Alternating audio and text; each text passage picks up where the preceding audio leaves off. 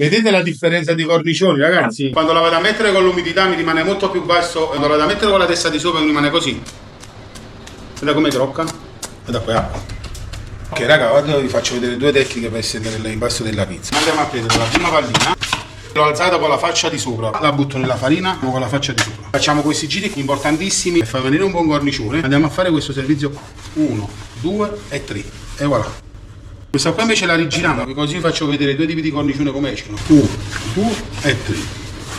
Ok, andiamo a condirla con il nostro pomodoro San Marzano dopo, una margherita e un olio e pomodoro. Margherita, andiamo a metterci mozzarella, dei mondi lattari di Agerola. Essendo che un olio e pomodoro, qua ci mettiamo mezzo coppino più di pomodoro. Per fare una buona cottura di questa pizza, che è molto idratata, bisogna avere il forno sui 380-390 gradi, non di più. Ma adesso andiamo a prendere l'altra pizza che l'abbiamo messo sotto sopra la pallina. E guarda, questa qua l'abbiamo messa con la testa sopra.